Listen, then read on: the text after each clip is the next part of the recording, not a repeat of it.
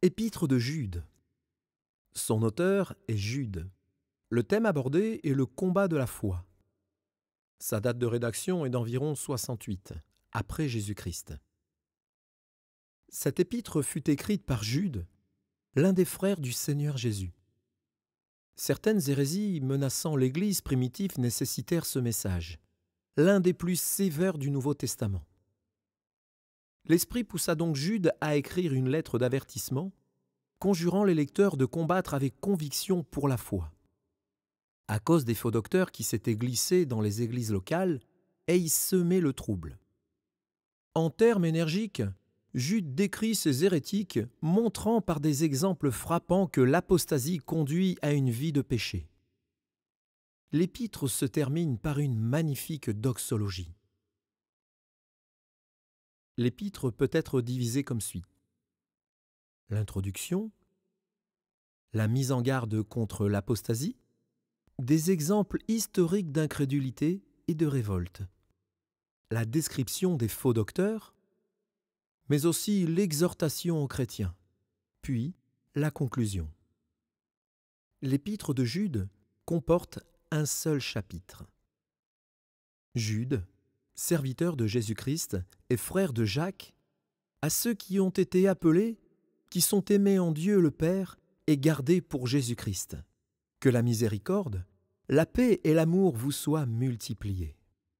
Bien-aimés, alors que je désirais vivement vous écrire au sujet de notre salut commun, je me suis senti obligé de vous envoyer cette lettre pour vous exhorter à combattre pour la foi qui a été transmise aux saints une fois pour toutes.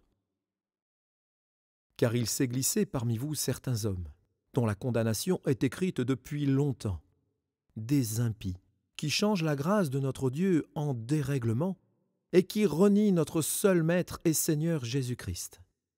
Je veux vous rappeler, à vous qui savez fort bien toutes ces choses, que le Seigneur, après avoir sauvé le peuple et l'avoir tiré du pays d'Égypte, fit ensuite périr les incrédules, qu'il a réservés pour le jugement du grand jour, enchaînés éternellement par les ténèbres, les anges qui n'ont pas gardé leur dignité, mais qui ont abandonné leur propre demeure.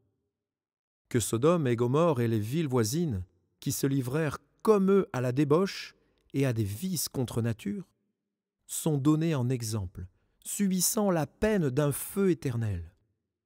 Malgré cela, ces hommes aussi entraînés par leur rêverie, souillent pareillement leur chair, méprisant l'autorité et injurient les gloires.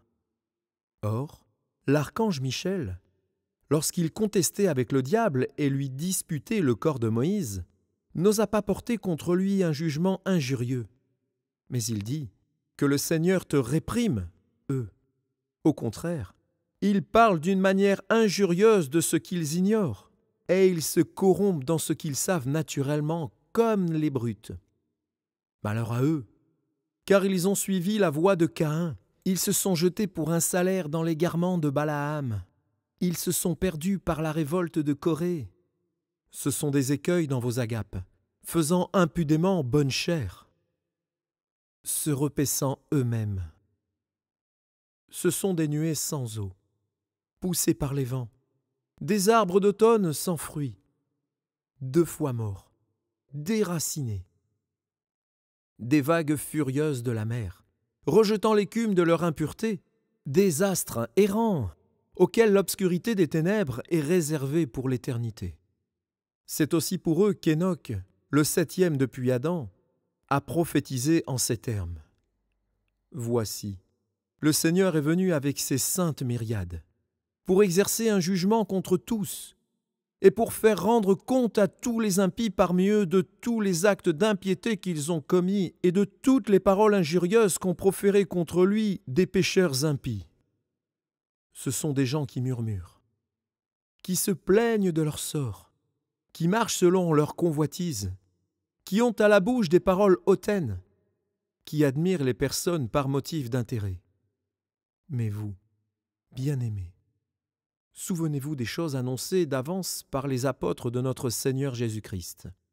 Ils vous disaient que dans les derniers temps, il y aurait des moqueurs, marchant selon leur convoitise impie.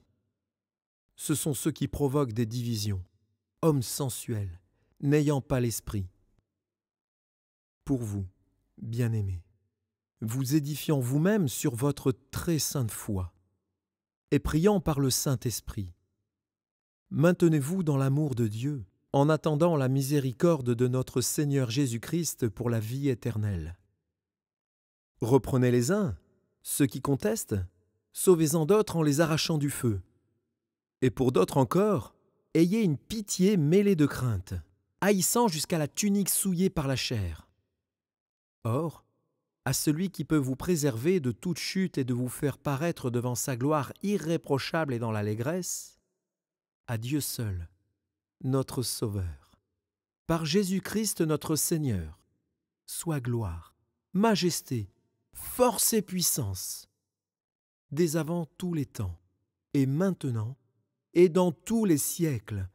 Amen.